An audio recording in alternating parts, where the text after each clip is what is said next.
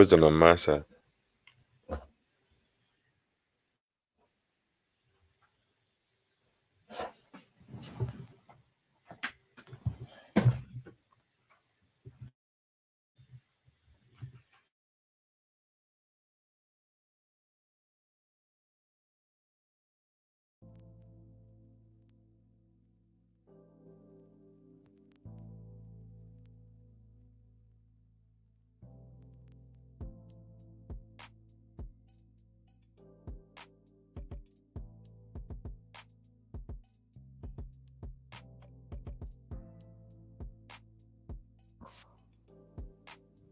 Yes, we welcome back to another episode of That Kinda Talk. Ladies and gentlemen, we're here to preview the North London Derby, always the biggest game on the Arsenal calendar. One of the biggest games, I should say, on the Arsenal calendar almost every year. It's a massive one. It's going to be a massive one. A lot of things to get into, whether that's team lineup, how we're going to look to preview the game, how we think might approach the game. But don't forget to like, comment, subscribe, people. Hit the like button, hit the subscribe button, hit the hype button, share the live around. Send a link to all Arsenal people. We're going to get into discussion. Leave your comments in the comment section down below. And from early, we're going to set the like count. Let's get the 10 likes on both the KAPE Pause side and the Gunner Street side. So let's get the likes in early. Let's get the likes in. Let's get the support in. Let's get the shares going around. It's going to be a good stream, good discussion.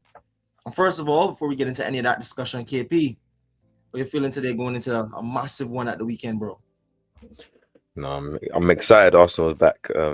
Missed it. Happy that the last international break before, I think it's March, is gone. So let's go have straight Arsenal football for months, and obviously no better way to start off this break than the North London Derby, man, and a home game as well at that. So I'm excited. I can't wait for Sunday, to be honest. What about you, my bro?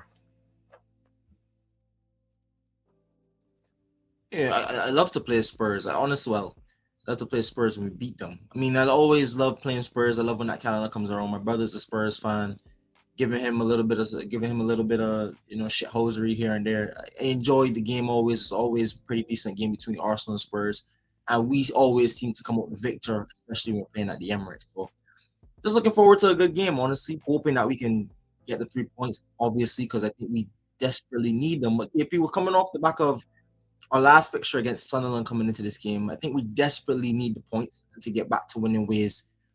Going into a very, very difficult run coming into this run of fixtures. We have Spurs at home, Bayern at home, then Chelsea away. Then we have Brentford, who we know are what they like to play. And the times of the win, it's only games are only going to get more and more strenuous, especially as we see. I mean, we're not going to have Gabriel.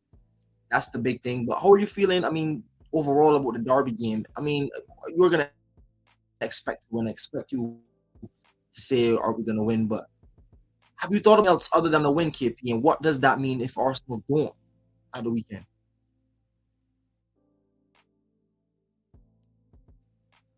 Yo, you're mute, bro. You're mute. Sorry, my bad. I said I don't think about Arsenal not winning. I can only think about us winning.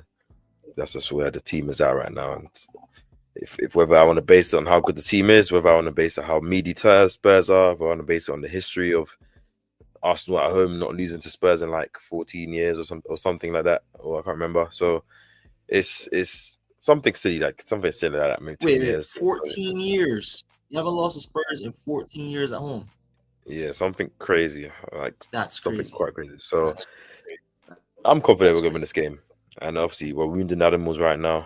We've come off the back of some drop points right before the break. Obviously, we know the gap's small. I think we play last after City who can potentially narrow the gap to 1 point. So I think the boys are gonna turn up that game. I think the fans are gonna turn up, and I think we're gonna have to smoke our little brothers on Sunday, man. What about you? You're a bit worried? Do you think we're gonna potentially lose? Is that what you're saying?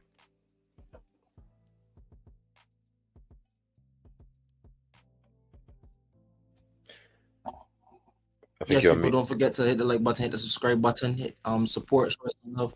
But yeah, KP, I think it's gonna be a difficult. I do think it's gonna be a difficult game. That's why I really asked that question, because I mean, even look at last season. The last season we were dealing with some injuries as well. We honestly, at the moment in time, we have some word on some players. We're gonna get into that a little bit later. But Spurs, even in preseason, they're playing under a different manager. They're not gonna have the expectation of playing away from home, of taking the game to Arsenal. They're gonna have a little bit more license to sit back and be obligated to sit back and I guess soak up some pressure and ultimately deal with I say struggling to some extent, in large parts to have serious open creating chances against low block teams. Even though I think this season we've kind of found a formula to that, we still haven't even look at the Sunderland first half, the Fulham game for large parts, the Palace game for large parts, and this is during a run where we went eight without conceding a goal, 10 wins in a row, still 14, 15 games unbeaten even to this day.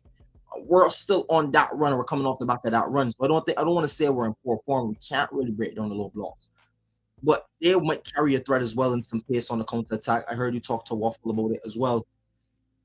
Is there any concern for you on a Spurs perspective about this game maybe not going in the way? Do you think there's something, any bits and pieces Spurs could feed off of from the Sunderland result? And do you think ultimately Arsenal fans should worry in any case that we won't get the 3 points on Sunday, especially with Liverpool and well, not Liverpool, more so City have the opportunity to go away from home against Newcastle, who are suffering this season, who not really had the best of starts overall to the start of the season. Do you think there's any worry there about Man City potentially catching up to Arsenal during this run of fixtures with injuries?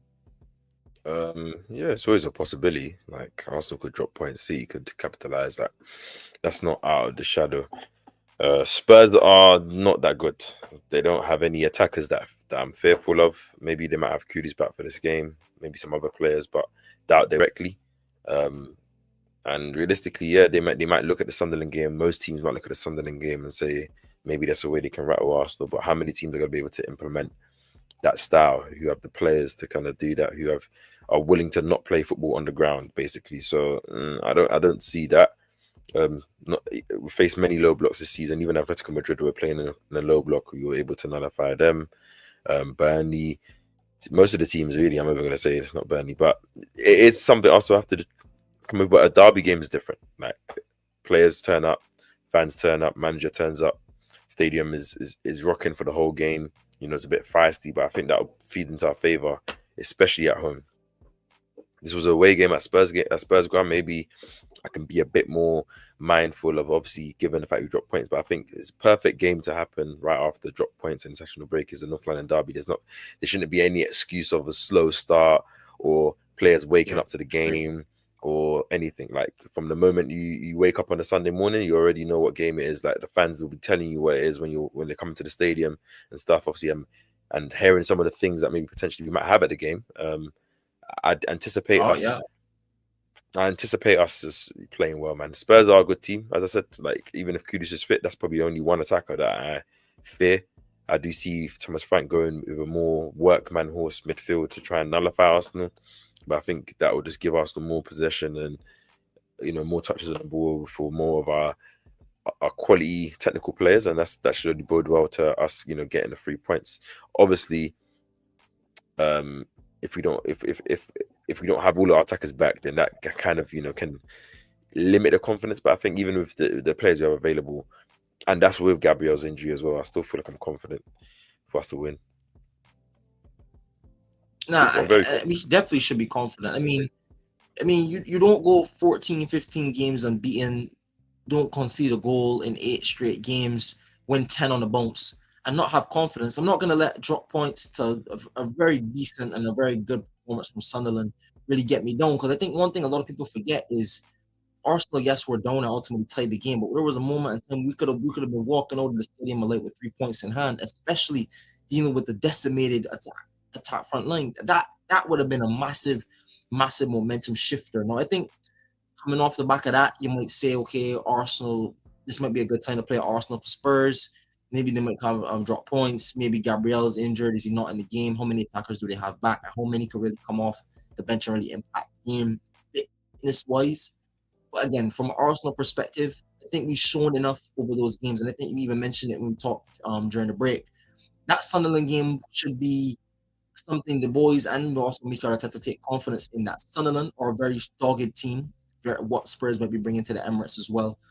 And in the second half, we created a lot of chances, good enough chances to put that game to bed and not even rest on a 2-1 victory. That game should have been put to bed 2-3-4-1.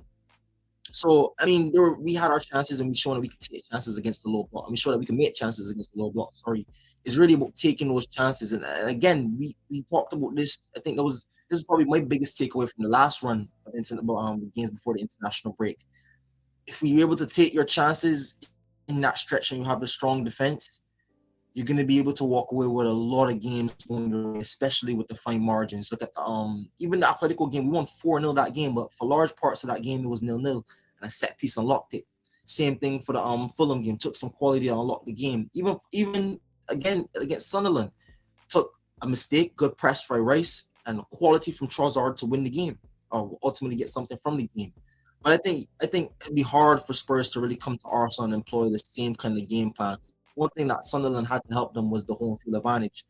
I mean, yes, they might not have the pressure of playing at home in front of their crowd, but I can't imagine them having to go along and force the ball along and have whoever Saliba or KAPE or Mosquera at the back, and they have Colum, Wani, or Richardson up front. I think they're going to find it very hard to replicate that style, especially with the midfield. We talked about having to work more horse-like midfield. I can't even see them getting around Rice and Mendy. So I think this game has potentially to go very, very wrong for Spurs. But again, I do think they have the possibility of causing us some kind of threat, some kind of harm. But going a little bit further, no KP, talking about us, we hear some speculation about some names coming back. First of all, I want to talk about striker position, because that's been one that's been a lot of talk, even in the summer, about us getting Gyökeres and how we're going to develop that position. That time during the break, we had right before the break, we had Moreno starting up front for the last 2 games, with all of our strikers being no injured. Gabriel Jesus has been playing a few weeks of consistent training now. He's been training since August, I heard you mention. And he's also been playing with the first team in first team training for about 3 weeks now. Havertz, we haven't got any word on Havertz. The German manager Nagelsmann said he'd probably be a bit further away. And then you also on top of that have Gyökeres, who's a dope. I mean, I don't want to get into lineup talk, but who do you think is really coming back in this front line? I heard speculation, and we can kind of pick and pull certain names, but do you think ultimately we're really going to get back as much people as we thought we were originally going to get? You mute again, bro.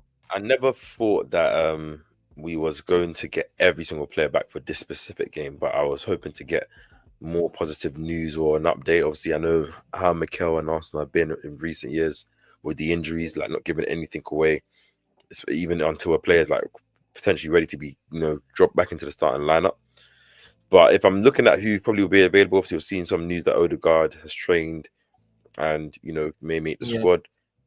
Jesus, as you said, has been training for a couple of weeks now. Arsenal posting, another video of him a couple of days ago. Is that giving some signs of potentially he is, potentially an option, or is he still a couple of weeks away? I think there was some inside reports about Madueke and Martinelli potentially also making this game as well. I don't know if Havertz, and obviously Gyökeres was a doubt, but it was never confirmed 100% if he wasn't able to play. So I think maybe Havertz and Gyökeres, this might be a game too early for them, but I think Madueke, Martinelli, Odegaard and Jesus, I won't be surprised if they're in the squad, or Mikel says that they were potentially available to get picked with this squad. What about you? Do you have anyone that you think is... So good? Now, I was going to ask you, I mean, let me just answer your question. If I have anyone that I think is going to be back, certainly. I mean, Gabriel Jesus, he's been training, so I am at least expecting him to be on the bench of some capacity. Odegaard, him is back in first team training, so I also expect him to be back in training as well. But I mean, Madueke, we've gotten good. Like, we kind of could pick up tad bits and pieces here. I mean, I heard you say it to Waffle, he got a trim, and they were laughing. But genuinely, bro, I'm coming from the same perspective. Man's get a trim, you already know what that is, bro. You already know when it comes to certain ballers. Once they get a trim before a big game, right before a game, you know that's the pop-up. You know that's the pop-up cut, bro. Coming back to the Emirates, got to freshen up for the things. You know what I mean? For the things, you already know. So I mean, who do I expect back other than those 3? The reports have really been like we're waiting to see, or game time decisions. So it's kind of been in the gray area. I want to ask you about that though, KP. A lot of fans, even James, I was listening to James have some thoughts about the Odegaard thing.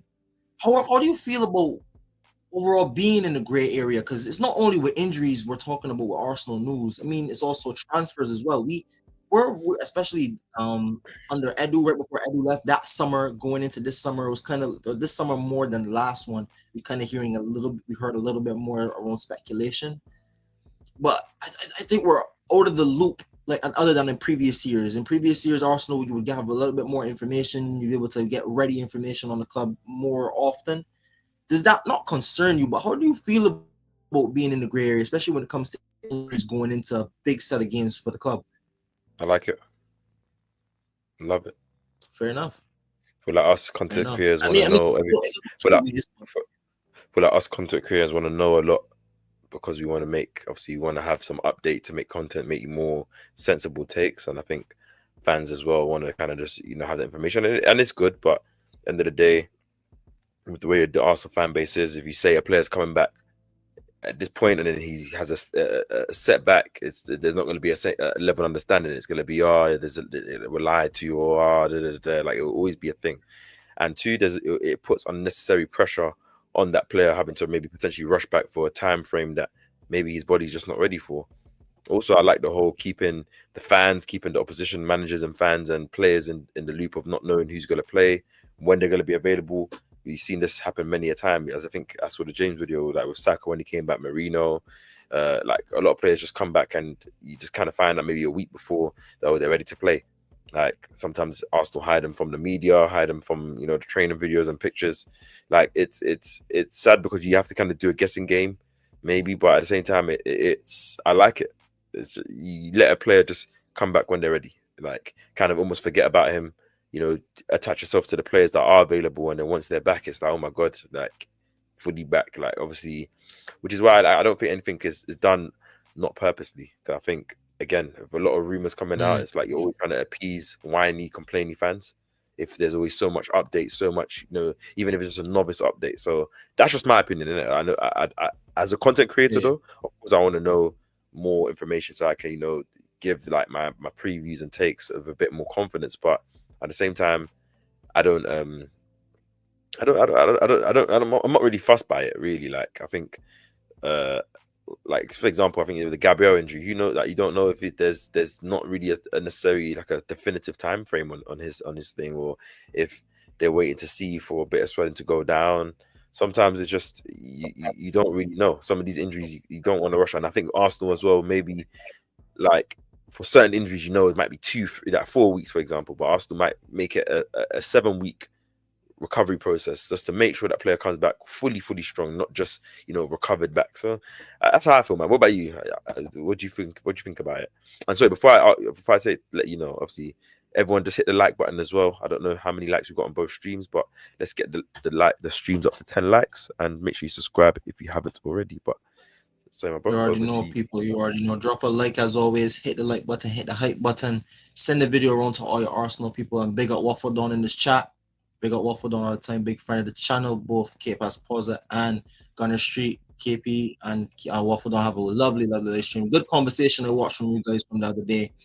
But I'm going back into the conversation. Yeah, KP. I don't mind being left in the dark, especially about injuries, more so transfers a little bit different. You'd like to know, obviously, so like I said, for content creation purposes. I don't mind it too much. I do like the mind games. I don't mind them as well. But in a situation like this, you're damned if you do, you're damned if you don't, because you're damned if you give opposition fans or opposition coaches rather like insight into your team. They know who's coming back a bit early. It won't be a surprise for them. Also, on the other hand, you talked about the whiny Arsenal fans. Well, you're going to be whiny Arsenal fans whether you got a guy or you don't have him, because him even saying that you're going to get guys back before international break, even me, I'm taking it. I mean, obviously, you can't count for relapses. Like for Havertz, we even heard there's a relapse. You can't count for a relapse. If Jesus came back and he had a relapse, it's a relapse. And I was even a big advocate in the summer saying I don't think we should be selling guys like Trossard or Martinelli, because you don't know how some of these players are going to recover, especially after their injuries, especially in that front attacking line. So I'm glad we kept a lot of players. I'm glad we still have that depth. And even when this Waneri news coming out about loan, I still don't think Waneri should go on loan. I still think he has a place in the Arsenal. And I hope he and the manager also view him the same way. But what I will say when it comes to that is you're going to get people who are going to be whiny regardless, because if they come out and say, okay, well, we hear this leak, news about Odegaard. Let's just say we get news about Odegaard from hand of Arsenal, and Odegaard is not on the bench, then you're still gonna get questions regardless. Or if we know the Madueke stuff, we don't see Madueke, you're gonna ask, okay, what was that? But also to your point, if the guy comes back and his body is not ready and he gets injured again, the first thing they're gonna blame is the manager brought back a guy before he's not ready.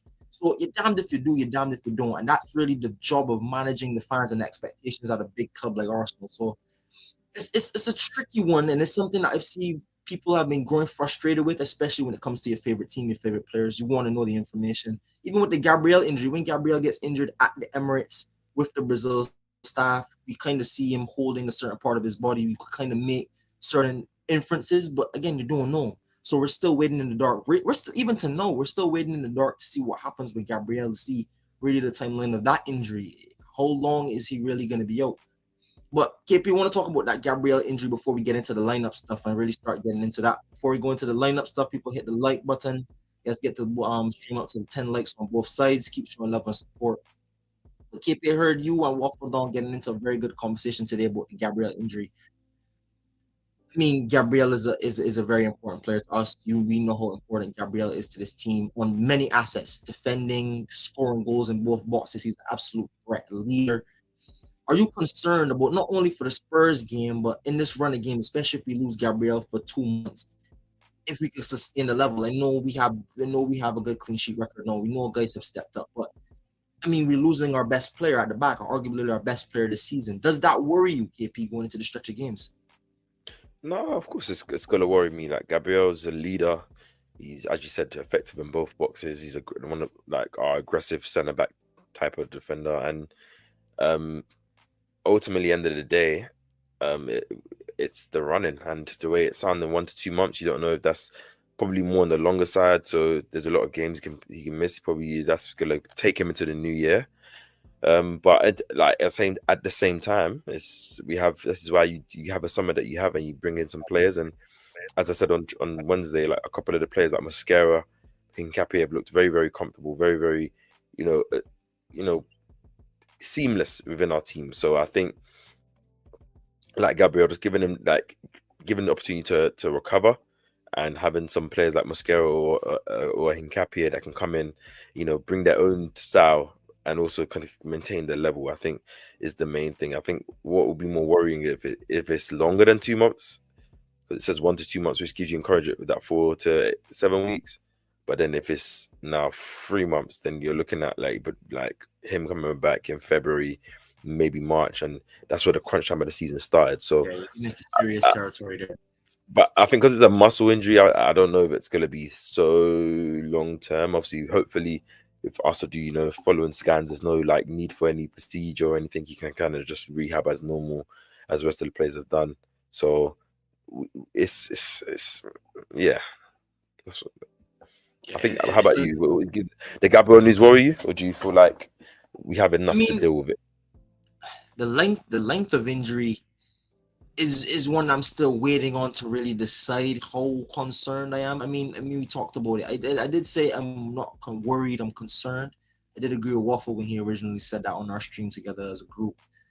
But again, I'm very confident in the level of the guys coming in, and it's really about not only their peak level, but it's about sustainability. Can they really sustain it? That's one thing I understand guys waiting to see.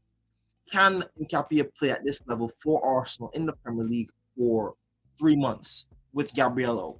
Can we rely on Mosquera, 20-year-old still, but very good talent, for 3 months during this run? And I'm not saying these guys can't do it. We've already seen glimpses and bits and pieces of these guys step in. Mosquera was one example, standing for Saliba. We already know how crucial Saliba is to the team. We've already seen it in the title race before.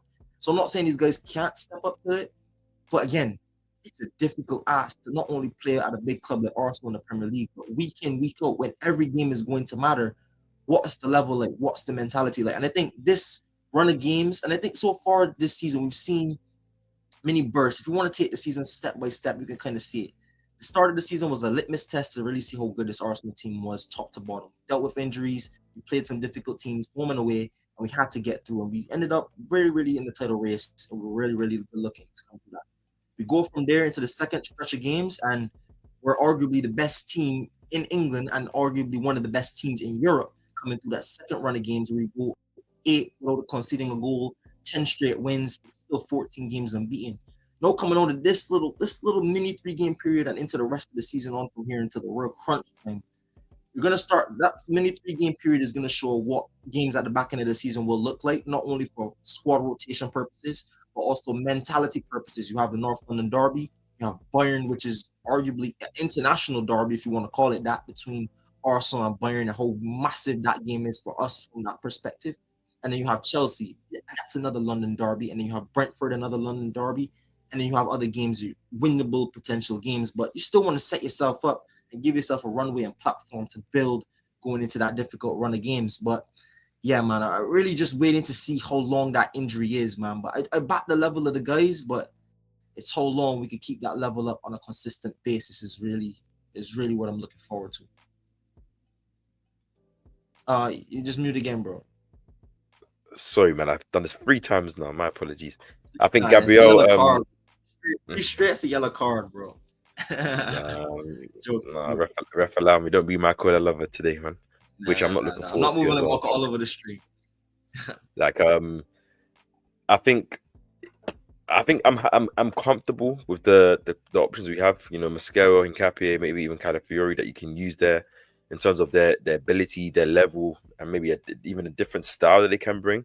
I think the main thing I'm most missing with Gabriel within this period is just his leadership and obviously that threat in the box. I think Yes, I agree. his leadership has gone unnoticed. I think he's kind of become the leader of the defense, one of the main leaders in our team. You know, that presence, that aura, and I think you're going to miss that. But then adversity, as I always say, breeds opportunity. Like this, Nkapie started the season off, you know, injured, he wasn't able to get, you know, minutes, and now he's kind of got, you know, small minutes here and there.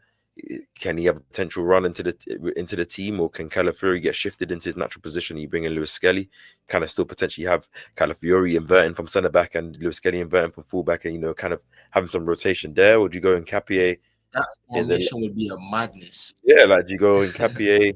You know, there's a lot of options you can do, which is essentially why I'm not as worried. Obviously, last year during the crunch time, we had to rely on Kivio, who done very, very well playing in all those games at Bernabeu against Real Madrid at home, and you know, PSG as well. But I think there's levels to even between him and then Nkapie and Mosquera. Obviously, the question is first season in the new league. If they're having to play a lot of games, the expectation is there. But I think their quality wouldn't drop down our overall quality as a team. I think we still defend the same as we've seen with Nkapie and Mosquera. Both the defending, last-ditch defending is amazing. They're both very composed on the ball. Nkapie offers another set-piece threat. Obviously, has scored a lot of headers, and obviously Mosquera has played in this team a lot this season so far, so he's comfortable. So I think it's time for guys to step up. Like you have to. We've gone through a season where we had everyone fit, and that's kind of moving away now. You got to have guys that can step in and maintain that quality, because other teams will have those moments as well. Maybe they don't have the same depth to kind of manage, whilst Arsenal make sure that they can, which is the best thing I think I can feel. Yep, and I have to agree with you. But we're gonna get into that depth. You're gonna see how much depth we have and how much you trust that depth, KP. When we look at Arsenal's potential starting lineup going into a massive North London game. First of all, KP, I think we could really just start off with this. David Raya in goal. Easy, should be very, very easy. We have Raya in goal to start. Slow on my end, people, just bear with me. Raya in goal. All right.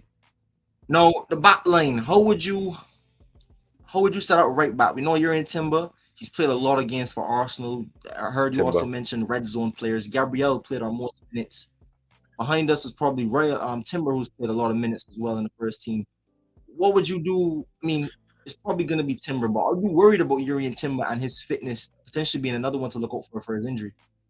Obviously, I'm worried about every player, and obviously, I think maybe because people saw him coming off with a bruise for Netherlands, so that gives a more heightened, you know, worry. But I'm not really worried about Timber. I think now that we have no more breaks and international breaks and stuff, I think you will see Ben White being used a lot more. But for this specific game, I want as minimal change as possible, because I want our strongest 11, our most informed 11 to carry the game to Spurs and win. So yeah, Timber keeps the position. So does Saliba. I think obviously this is where the conversation starts. Who would you start left back, centre back? Who would I start left centre back? Well, I've been banging on about it, whether I've been on stream, off stream, in comments, talking to people personally. I've said Nkapia because generally speaking, when I saw him play against Brighton, and I think this is probably the reason why you have scouts like this for exactly this particular moment. If Gabriel was to go down in the season, and you were to ask me, what does Gabriel bring that we're gonna miss? Like you said, the leadership, attacking aerial threat, the tenacity, and being a great aggressive tackler at the back. And like you said, just speaking and communicating to the rest of the back line. And Nkapia did that in his first ever start for Arsenal, partnering a 20-year-old Mosquera next to him. No, I'm not sitting here saying Nkapia is the best centre back in the world at this moment in time. But genuinely speaking, if you're gonna get anything to match Gabriel, you have all the prototype right there to play him. And that's where I'm leaning. Definitely leaning Nkapia, comfortable on the ball. He's played at a high level for seasons now, won trophies with Leverkusen. He's been there, knows what it takes to play consistently in a league-winning team. He always, like I said, brings the level, brings the tenacity, speaks in the back line. And again, Saliba as the more quiet, more reserved type figure is still a very dominant centre back. And I think when you pair him along in Nkapia, they're going to brew a partnership that I think is going to be very, very fruitful for the Arsenal. Like I can't see I can't see Mosquera starting, but I can't see Mosquera starting. You put him right centre back, and then you have to shift Saliba around, and then you're shifting multiple factors of your team. I just think you're moving around too many elements once you bring in a player like Mosquera. So I just go with the safer option, the more suitable option in Nkapia. What about you? What do you think for left centre? Yeah, I'll play Mosquera.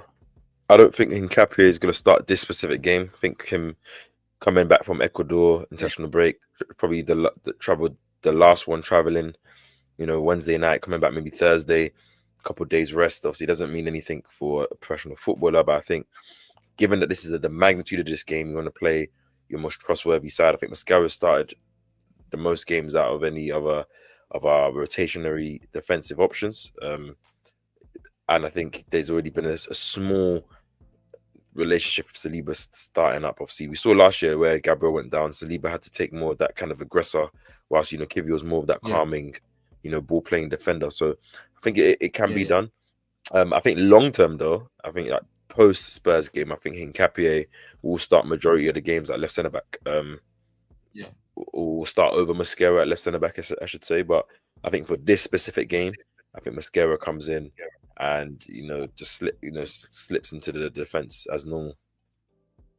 I do hear the shout from Mosquera. I mean, you made a really good argument about the travel, and Nkapia I think also played 90 minutes in his last game for Ecuador. I think he also captained and almost played a full 90, if I'm not mistaken, for Ecuador in the first game as well. So he has played a lot of minutes. Mosquera played under 21. So I mean, I'm not saying it's the same. It's not the same level as an international, gourmet international, but still very competitive football. The travel distance is a very good factor.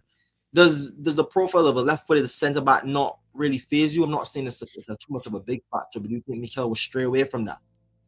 Yeah, because he started multiple times, like Anfield away.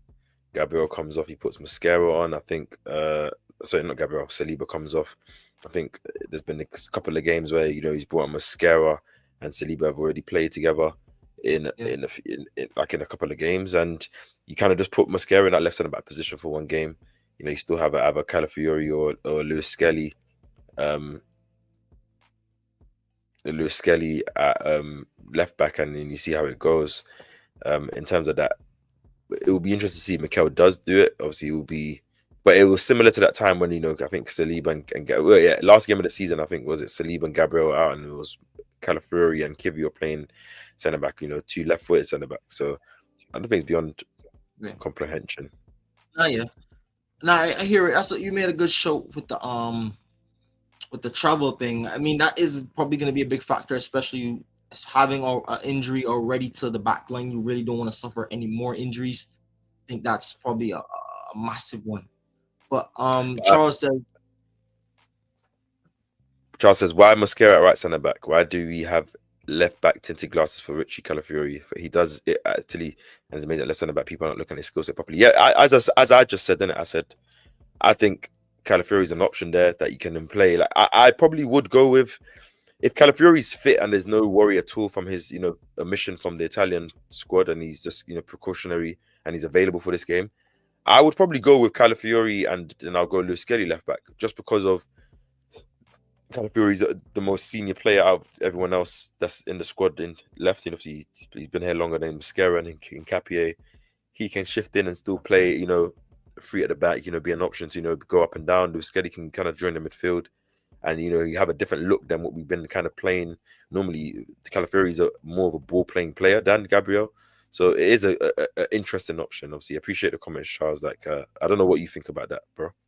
Nah, I hear it. I hear it. I mean, the counter argument that can be made is, do you really want to move one of our best players this season out of the left back position and give him that run again? Really, maybe offset the chemistry of the team in some sense, or the flow of the team in some sense. I hear it. I mean, I don't know if you think he's gonna start. I guess we could ultimately land on not what we want, but more so what do you think the manager is gonna go with in their decision for building our lineup. But do you think Calafiori is gonna start left centre back, or do you think he's gonna lean either between Mosquera or Nkapia? No, I think Calafiori can start left centre back, and again, similar to this game, and obviously same argument. Like it's a North London derby, it's a big game. You wanna kind of play as senior players. I think it's interesting because you have to look at things very tactically. Like, and ultimately, we're going to build up with a three back. If you're playing Calafiori left centre back and Luis Skelly inverts, you don't have to get Luis Skelly to go that high. You're still going to have Rice, you're still going to have Zubimendi, you're still going to have Saliba, and then you can kind of give Calafiori maybe a John Stones type role, at left centre back to, go to kind of go up and down, and you can make it interesting. You can tell Trossard or whoever plays left wing to hug the touchline, provide that width, and then you have a lot of central players to maybe to kind of distort Spurs's shape. Like it's there. It's something I would want to see, like, because you want to have multiple options where it's hard to mark a lot of players and some fluidity. So it's interesting to see. Charles makes another good comment here saying he would not go MLS. This is a very good show. We're going to get into left back very, very soon because Luis Skelly inverts a lot with Calafiori at left centre back. That is not needed. Cala can play the John Stones style, as you mentioned. And for me, that has to be in Nkapia and Cala at left back and left centre back. No, I hear that. I do hear it a lot. I do think with the game, I'm expecting the game to be played majority in their half. So there might not be a lot of opportunities to Calafiori to be roaming and bombing forward and getting as much license as he would as a left back. I do think that's where I think he's going to show his defense. I think Calafiori, I think people have gotten accustomed to him being this roaming, marauding player. At the end of the day, he's still a very, very solid defender. We've seen he could be a very solid defender during more moments this time this season. I'm not worried about Calafiori's positioning and defensive positioning in this game. And I think you might lose something if not having a Luis Skelly being able to carry the ball forward and beat one or two players, especially if Spurs are sitting in a very deep block. I think what Luis Skelly brings to the game, very similar to the Atletico game, is that ball carrying ability to maybe beat one or two man, maybe slip Trossard or slip maybe whoever, or if we have somebody up front, maybe Gabriel Jesus, maybe that's off the bench, a late game changer, Pacey running behind or Saka in behind. Again, I think Luis Skelly has done enough to deserve game time in the minutes he's played this season. So again, I was probably leaning more so towards him as a left back. But for Calafiori or Nkapia playing left centre back, it's a toss up for me. And I think that's where the good thing is. I don't mind whoever plays, and I think that's the beauty of this Arsenal team. I'm not really worried to have the debate about Mosquera, Calafiori, or Nkapia. It doesn't really bother me. They all bring something different. But ultimately, you could throw the names in a hat and pick them out, and I'll still be pretty comfortable with the lineup. So ultimately, for this specific lineup, KP, are we going to settle on Calafiori at left centre back and Luis Skelly left back, or what are we thinking with this? Yeah, I can go with the Cala MLS duo. Just looking at the experience, so obviously looking at. So we're gonna go Calafiori. Is this Calafiori's first ever North London derby? Has he been injured for all the rest of them? That's a good question. I can check. I genuinely don't know. I genuinely don't know if he's been fit for any of them. That's a good show. People in Can I have a look still? I'll see quickly. You don't worry. the comments, if you could let us know. I'll Let have us a know look. if you know Calafiori has played any games in North London Derby. It's going to be a very interesting one. Yeah, Charles he says didn't. again, Yeah, he Gallagher did. is Yeah, best he with did the it. ball, He did it. complete long passes like Virgil van Dijk and support Declan from center mid, do a darting run. Yeah, I don't mind it. I hear both takes. We ultimately are going with Calafiori left centre back, and Muswell Skelly left back. I don't mind it genuinely, and I think this is where in season before we could probably get into a heated debate and discuss this and really have different opinions. But again, I'm not really worried too much about who plays where when it comes to those certain guys we just named. All those players are at a level that have shown me a level so far that I'm very, very comfortable with. And I think as long as they sustain it, I think we'll still be in good steadfast, man. Charles says here, for me, Gabriel could leave and go to Saudi if he wants for the money. Obviously, we have Calafiori. I Yeah, don't know if I, Gabriel leaving and go to I, I, Saudi. I understand what he's saying here because I've had those thoughts at times. Like if big money came in, but that's probably for many players in our team. Obviously, not how Gabriel's been performing off the season, but I guess at the same time, I think there's a lot of Calafiori's potential that we haven't seen yet because obviously this is his first real run in the team and stuff. He is a natural centre back, so seeing him play maybe another left back, it'll be interesting to see. Does he invert Akin John Stones? Does he stay disciplined and just kind of sprays passes left and right? Does he just continue to break lines? Like, yeah, he is clearly a better on the ball player than Gabriel is. I don't think that's hard to see. Probably than a lot of our defenders in terms of just what his capabilities are. But I wouldn't be selling Gabriel. But I think I wouldn't be too worried. I would say this is 100 million worth. Maybe let's just say we win. Let's just say extra Premier League title or two. Is 100 million worth a Premier League title, a Champions League title? Is it worth these potentially when you have Gabriel, who's one of the best centre backs in the world right now? Is 100 million, 150 million even worth that?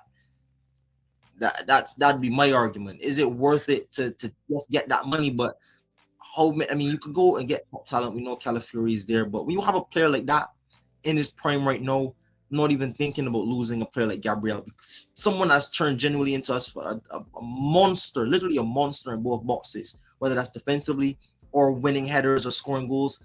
I can't see I can't see.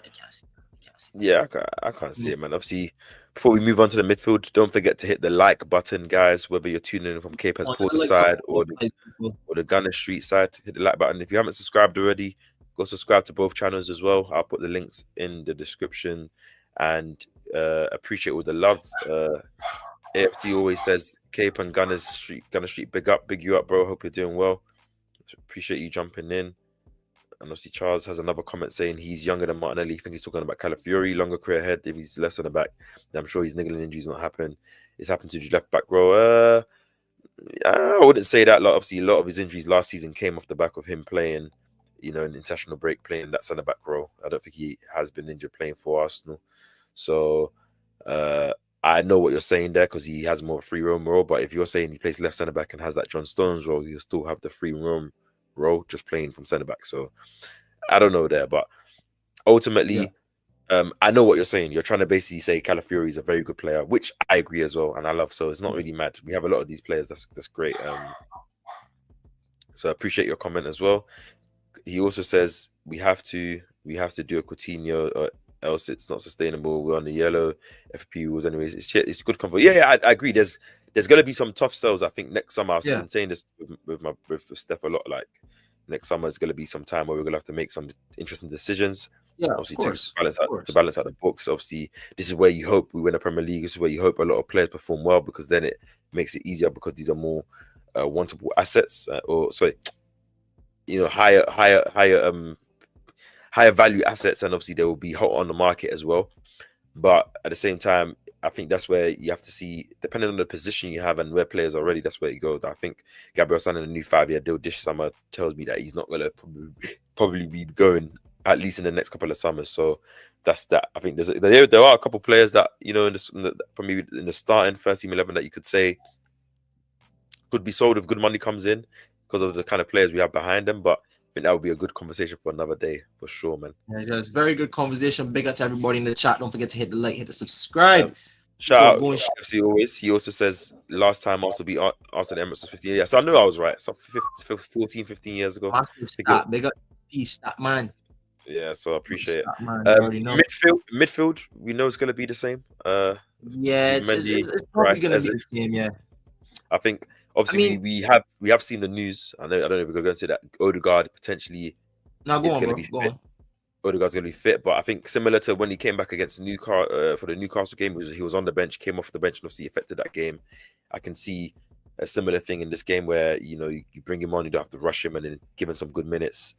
Maybe he comes on and poses a game, and then you have a good or an interesting option, dilemma for the Bayern and Chelsea game coming up, where if he's fit and he's looking good, do you bring the captain back to starting lineup, which you kind of expect you do, and what does that mean for Eze and Trossard? But interesting and needed questions. Like, it's not worry for me because obviously we've always been talking about we want our depth to be back. So yeah.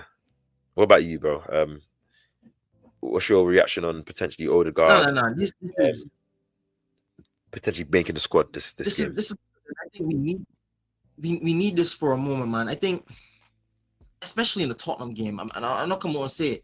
I think this team is lacking a lot going forward because of the absence of Martin Odegaard, and I felt that way for a very, very long time now. And hopefully, I'm proven right with. Hopefully, he comes back and respect. Big up to AFC always. But yo, I just really, really hope when Odegaard comes back, he performs to the level, because I think going forward, we're missing something a little bit in creativity, and I think he's the one to really get the link up for maybe a Gyökeres going. People are already not too pleased about Gyökeres and maybe his return and really some of the performances. I mean, his performances have gotten better, especially the Burnley game. Since then, he's been putting in some pretty decent performances. But I think you see a different level of Gyökeres when Odegaard is back. I think we see a different level of Eze when Odegaard comes back. And I think Odegaard does something in this Arsenal team that I think is going to help a lot, and that's linking up the play between the defense and midfield, being able to pick up the ball off of certain players from deeper, ping the pass, get the ball forward faster, earlier, and help us in transition. Going into this season, the biggest thing I wanted this team to do is really exploit oppositions in the wide areas. You know that we have Gyökeres and we have Martinelli or Trossard and whoever on the left hand side with Saka on the right hand side.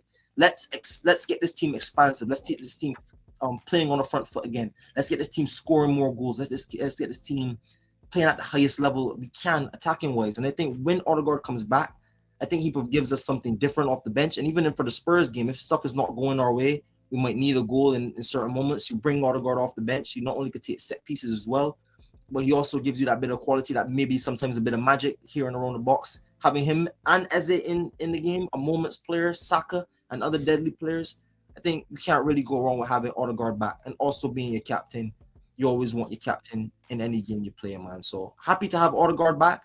I don't think he starts this game, but for the Bayern game, we're going to need to rotate. Eze has played a lot of minutes, played the cup games as well. I would like to see him being able to get a rest occasionally, or maybe even play on the left sometimes, or get some free space to take on his man and really get into the game for himself. But yeah, man, it's never a bad thing when you have players in the attacking line coming back. Never, ever a bad thing. But the are you ready to go to the attackers, or you want to talk about the midfield a little bit longer? Nah, the midfield talked by itself. Mendy, Rice have been quality class. I expect them to have big games. Eze, first North London derby for the Arsenal boy. I'm pretty sure he's probably wanted to play in a lot of these, so I'm hoping and anticipating a big game from him in this game, just off the back of him wanting to affect the game, experiencing what North London derby is all about, the passion, the fouls. Maybe he gets clattered early by a João Paulinho or Romero, and that kind of makes him say, do you know what, F it, I'm about to turn up. Do you know what I mean? So I can see that happening easily. Front three, I think, obviously, because we haven't got no news as of right now from Mikel's press conference tomorrow on whether Gyökeres is going to make the game. Havertz, Jesus. I think, well, Jesus is, he's fit, but whether he's going to play, I don't think he'll start. I think it's probably going to be the same front three of Saka, Marino, and Trossard. I don't know what you thought.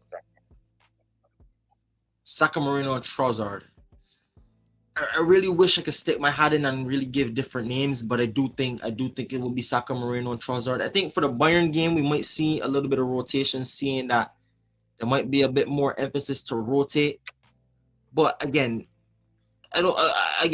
Only thing I maybe want to see is maybe something different up front. But if we don't have that available, we don't have that available. I'd like to see Jesus get some kind of minutes in this game. I don't know what you think, but I think Jesus, even off the bench, would be a very, very good moment for us. I think he gives us a lot to this team. Whether that's we see him score goals, we know he has the goal aspect, and we know he has a bit of moments and a bit of quality. And I think overall, he's a player that when you're lacking in the game can unlock a game for you. And I think we need those players throughout the season because we're going to go up against low block after low block after low block. And having as many players on the bench or in any sort of supporting role as we can is going to be massive towards this team. Absolutely Yeah, massive. But Moreno and Trossard and Saka is what we have. I'm very, very confident those boys can get the job done. I'm confident. Trossard's been playing out of his skin. Saka, you just made a video recently. Everyone go check out Gunner Street video on Saka, and big up. Beautifully told. Like Saka's, he performs very well in North London derbies, and Marino, as much as obviously maybe against Sunderland it was a bit disappointing. I think he came off the back of a brace. He's obviously started for Spain, and I think it's another game that he can play well. He now becomes maybe our most threatening option from crosses and set pieces. Given his aerial, power, and that's just another option we have to use. And obviously, going into this comment as well, what AFC always says, where he says, "Do we really have the best squad?" My worries, our bench is not so great. Also, in KAPE, in Mosquera, I've never played in North London derby a game of this magnitude. To answer the second part first, we had Lewis Skelly playing in his first North London derby in his first game as a professional last year, and he took it to a glove. Like these players have played in big derbies, like from Mosquera's played for Valencia. He's played a lot of tough teams. As I said, he's defended on the likes of Lamine Yamal and Mbappe last couple of seasons, just to name a few. And with in KAPE, he's played for Bayer Leverkusen. He's won a league unbeaten in that league where they place Bayern, where that's with Harry Kane and Sane's and Musiala's and stuff like that. Dortmund's obviously. I'm not comparing it to the derby of this game, but you just have to give the context to these are big players. Like KAPE is Ecuadorian captain, international player, experienced guy. Mosquera obviously will be on 21's player, so maybe which is why I didn't go for him and I kind of reshuffled it thanks to Charles. Charles. Yeah, like it's we do have a squad, and you have to also say AFC always that a lot of our squad on our depth are on the injury table, and with a lot of players coming back, if we get all the attackers back, and let's say you keep Gabriel out, our bench will still be looking very, very, very healthy. And there will even be some players that don't make the bench. Do you know what I mean? That maybe you could argue are useful in their certain positions. So I think it's just more. A lot of us haven't seen in KAPE and Mosquera have really good runs in the team to give us that confidence the way we have it in a Timber, in a Calafiori, who kind of had their full seasons last season. But this is why, unluckily, when an injury happens, it gives an opportunity for players to come in and to show that they can hang. I think remember Steph last season when Gabriel went down in the Fulham game, and obviously a lot of people were talking about playing a half-injured Ben White, centre back instead of giving Kivior that goal, because everyone wasn't really confident in Kivior until Kivior stepped up, showed that he's level, showed that he's ready, and then and then look at how everyone has kind of appreciated him, loved him since he's kind of gone off. Some people during that run, I listen, KP. I'll say this. I don't know if people are gonna want to crucify this. I want to hide their takes, but I heard a lot of takes of people saying Kivior in those games were better than Saliba, and that's not cap. Kivior at moments and times in certain games was playing at a level better than Saliba. In the Palace game, I remember Saliba made 2 mistakes, and Kivior was class that game. Made a brilliant save when he stuck his foot out right before I flicked it over. I'm not saying Kivior is better than Saliba, but I'm saying, again, when a player comes in and he has his moment, players have their moment, and that's for anybody in the season. Yeah, I agree with you, bro. I think I wouldn't say he was more consistent. Like Saliba had a couple of errors here and there, but I think Saliba being that good gives that it's like the Van Dijk gives that foundation for a lot of players to play well and be confident to play well. But I agree with what you're saying. AFC always also says Tottenham have the best away record in the Premier League. Yeah, I've seen that as well, which is one question when you were saying, am I worried about anything? I forgot to mention, it's just this, even though they haven't won in the North London derby in 15 years, this season they play better away from home than they do at home, which is very worrying though, in my opinion, because that means you don't like playing under pressure. You like playing away from pressure. You can kind of credit and say, oh, they have a good away record, but in this specific game, they're not. It's like a home. Not okay. Emirates not their home, but they're still in London, still in North London. I'm pretty sure they're gonna have a good amount of Spurs fans coming to the ground, singing and trying to make a good atmosphere. So there's still gonna be pressure for them. And given Yeah, the magnitude of the game, given the history, the only worry I have is obviously I think I mentioned in the other stream that obviously remember when we played them in pre-season, Thomas yeah, Frank yeah, yeah. adopted that low block, and we didn't necessarily we struggled to break it down. But given the Sunderland second half and some of the new tactical tweaks we made and what we were doing to that low block, I have a lot more confidence now. Us going into low blocks, knowing that we have a couple of solutions that isn't even just set pieces or corners. Do you know what I mean? So I don't know about you. What do you think? Are you worried about the away record? Um, Not really, because again, Watford made a good point about breaking down who they've played. Like, I mean, City is a good scalp in that away record, but we know they're like City's bogey team. But they've not really beaten anyone, I'd say, that surprised me. And I think our away record is also pretty telling. I mean, we not might have the results, but we played some already difficult away fixtures, and I've come up with some pretty decent results. Man United to start the season on any Arsenal calendar is always going to be a tough game, but to start your season, Man United away, get our 3 points, come out of there. It was a difficult game. We still won it. We played Liverpool away, we lost that game, but I think we put up a good fight, and we ultimately on a different day, the swing of the fist goes another way. The game either ends in a draw, or maybe we nick the winning goal. You never know how that goes. We beat Newcastle in a very, very tough ground. We beat Fulham away, who is a very, very tough ground to go to for us in the last couple of years. Even in Europe, we've won some difficult away games already this season. Went to Sunderland and could have won that game, a ground that nobody in the Premier League has won at so far. Very, very close to coming out with a result there. So even us away from home could have the arguments that we probably put up better away performances than Spurs potentially, especially against better oppositions as a whole. If you look at the type of teams they played and the teams we played, I think that kind of matters a lot too in terms of their away record. But again, looking at it from a point of that point of view, you don't want to get too cocky because football is a very, very nasty game, and your words as a fan sometimes will come back to bite you. But again, the record shows. I think Arsenal will be looking to have a point to prove, and I think knowing how massive this stretch of games is for the season, especially not having to go into it without Gabriel, I think there's going to be a level of attention, a level of focus from not only this team but this manager, and I think we're going to be able to get through this period. Man. I'm very, very confident in the team. Very, very confident.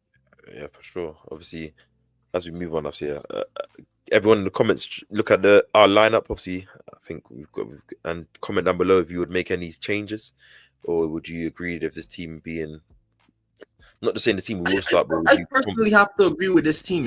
I think I've talked about Nkapie a lot, but if he ends up going Calafiori and Lewis Skelly Calafiori at left centre back, I'm just as happy as if he went Nkapie at left centre back. But again, the only worry about me for Calafiori is one, how fit is he, and two, um, how much is shifting him into left centre back going to affect the team. So those are only two things we could really yeah. wait and And only if wait and and if see. and if you want and if Mikel is obviously Koye doesn't want to start him, then you bring in a Mascara, you bring in an Nkapie. I think Lewis Skelly still maintains his position, and I'm still confident with how that team goes, man.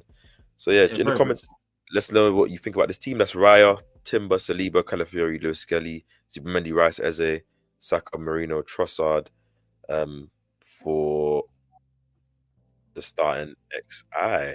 Um, I think it's really going to come down to the bench as well. If the game is not going our way, do we have enough off the bench to really change the game? I don't think we had nothing on the bench, and people were arguing in the Sunderland game about, oh, why didn't the manager make any subs? Because there was nothing there for the manager to really go to in a game like that. Reminded me a lot of shades of last season when we needed something in a very physical, nasty game. It's cold, it's wet. Sunderland are a physical team. They're putting in the tackles. We have to put in a lot of work. It was a difficult game, and I'm not going to throw Matt Stoneman, Waneri off the bench into those situations. I just think you won't ruin the player. But again, what good? Again, I don't think they were suited for that predicament. I think we had the guys out there that could have won the game. Ultimately, it gutted not to win it. But yeah, man, I think the biggest thing for me in this game is, do we have a Gabriel Jesus off the bench? Do we have an Odegaard off the bench, potentially change the game? Do we have Noni Madueke off the bench, potentially change the game? In an attacking sense, if we have to go and chase a goal, or even if not, even if we're winning comfortably, I still want to see these guys get back into the team, get some minutes, because we're gonna need them for the Bayern, for the Chelsea, for the Brentford, and for up until to the next international break. Because I can't deal with any more injuries, man. I cannot deal with any more injuries. Bro, Cannot. But I don't want it, and I don't need it, man. That's all I can say. yeah, Hopefully we don't get any injuries in this game for sure. Like that's the one thing I'm praying. There's two things that I'm more worried about. I'd say injuries or any further injuries. Um, and the second thing is also what AFC always says here is obviously, at some point there'll be a penalty in this game.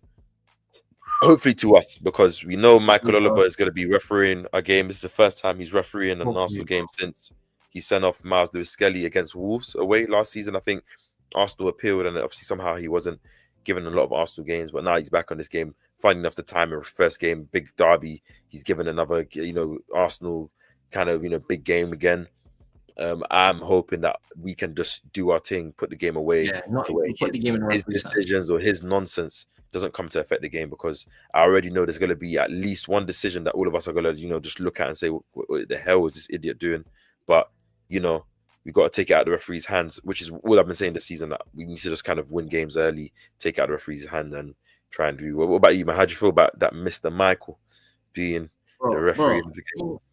Bro, we both know. We both know what it is. Not only was Michael Oliver shocking in the Wolves game, he was shocking sending off Trossard for kicking away the ball. That was probably the only time I've ever seen that given in the Premier League.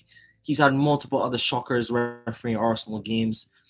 I can't stand Michael Oliver, but again, we don't pick the refs. We just go there and can play off ball. Control you could control. And I've been saying this about Arsenal since I became a fan and watching the club on a consistent basis. Please take the game out of the referee's hands, because we know if it's left in the referee's hands, it probably won't go our way. How many penalties this season have we been on stream or watching wherever, and we've said that's a penalty for Arsenal, not a given. Might go in the game 2 minutes later and see it given. The Saka penalty against Fulham, he's clattered, and then you see the Doku penalty against Liverpool. It's like what are we talking about here? Yeah, he just tells you the bias is just crazy from all angles, man. Shocking, but it's annoying. Hopefully there's nothing like that, and obviously it's gonna be a feisty game, so hopefully he refs it as balanced as he can. Let's see. Hoping. Hopefully we take it out of the players' hands. Obviously, just before we get to this comment, obviously, guys, don't forget to hit the subscribe button to Gunner Street. Obviously, link is in the chat right now. Go, if you're on KAPE's Pauser side, go hit that subscribe button, and obviously don't forget to hit the subscribe button to KAPE's Pauser as well. So if you're tuning in from both sides, subscribe to both of our channels, and don't forget to hit the like button. If you haven't already in the stream, we appreciate everyone. Whether you're commenting or not, we appreciate you. Just hit the like button as well if you haven't. Just appreciate the love. Obviously, you brought this comment. Yep. One Would you scary. Play Eze left wing, Waniri in the 10? What are you thinking? I think we have to give some respect to Leandro Trossard, man. He's been again. He's got four goal. He's got output in the last 4 games, last 4 performances. Assists, obviously, a mad rocket goal last game he played. He's been performing better as well. I remember that Fulham game, even though he got the goal, I was complaining about his performance, but since then he's been very, very positive, been very, very good. And you have to remember last season, this is the same game that he absolutely broke Pedro Porro. If anyone wants to remember, he broke him. That highlight, you see it get a run. So we know Pedro Porro probably more than likely is going to start in this game. Yeah, come on, man, you want to give Trossard? Obviously, I think eventually give us some jitters. When eventually jitters, man. Do you know what I mean? If Odegaard comes back, then obviously potentially then you have an option, or Mikel has that question. And if Martinelli comes back, what do you do at left wing? You have to shift Odegaard there, because I don't think we're going to see Eze and Odegaard starting together in midfield in every game, because obviously you got Zubimeni and Rice playing at the top of their level, and we have a lot of big games coming up. But yeah, I think people need to put some respect on Trossard. Like he's got, that's his left wing position to lose. That's all I can say for now. As of right now, yeah, because him and Martinelli, to be honest, these were 2 guys that desperately needed a season like this. And before his injury, Martinelli had a case to make that left wing position his own. So Trossard now has the shirt. He just has to keep performing, and hopefully he can keep that shirt and keep putting in good performances for the Arsenal. But KP, we're looking to wrap up here. But before we go, AFC always says if Safeguard is available for the North London derby, he should not start. Leave him on the bench. I assume he's talking about Odegaard here. Safeguard can be read in the wrong way. That's got to do with a lot of kids. But that is a funny name still. I do like that one. AFC always. That is funny. When we mash up the Spurs, they can end up 12th in the league. Now the league table is still very, very close. So Spurs have had some poor run of games, especially at home. And they also played. I remember they played Chelsea. They have United. They have us. I think they also have Newcastle in there. I think they also might have Liverpool in this run as well. So they have a lot of difficult games coming up for them as well. So they desperately would like to pick up some points. At least a draw for them would be a massive result. Yeah, it'll be a Seeing massive that result. Emirates at all. But I think they're gonna hold some smoke and Yeah. I know we haven't done this so far. Before I want to say something. What's your predictions for this game, bro? Yeah, I was just about to get into it. Predictions. Oof.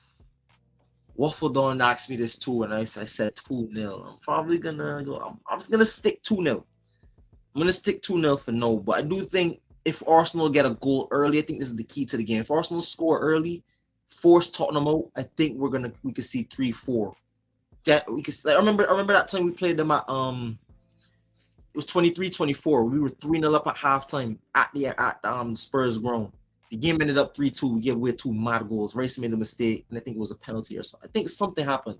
Some madness happened. We ended up winning the game 3-2. But that first half was probably the most comfortable first half I think I've ever seen in the North London Derby. We wiped them, man. Absolutely wiped them. Yeah. Can we see this again? I think so. I think if the signs of Sunderland have shown that we might have an answer to a low block. If we have certain guys like Madueke, Jesus, Odegaard off the bench, especially with the attacking quality we have going into this game, barring any more injuries, I think it should be a comfortable win. For prediction's sake, I'll go 2-0. I like that. I'm going 3-0. I think it's gonna be Arsenal. My boy loves goals, boy. You always like goals. No, it's gonna be. I think there's a reaction that I can just. I think I've watched enough football to see the storyline going on. Like I think. Yeah, I know what you mean. He's gonna be a defensively sound coach. He's gonna come there, try and hit on the counter, try and nullify Arsenal. I don't think he's naive enough to try and say let's go toe to toe. The way he's been speaking about Arsenal for the last couple of years, I think he's gonna know to try and frustrate us and play some stronger guys in there. But I think giving us the home ground, giving us the ball, giving us the crowd playing up, giving that play that Supermendy chances to dominate, Eze high touches, Trossard, Saka, I think it will only bode well for us. Question is obviously if the chance the ball throws to Marino, can he put it back in the net? We've seen that he can because he's confident enough to do it. And can we see another excellent goal from Trossard or an Eze or an Saka? I think we can.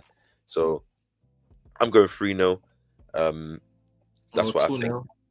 I want to get back this clean sheet record, man. I want to get back on track. I want to go back on track, and obviously, again, man, it's a big week, and it's a big week where I'll just say it now. I'm predicting us to win against all 3 teams: Bayern, Chelsea, and Spurs.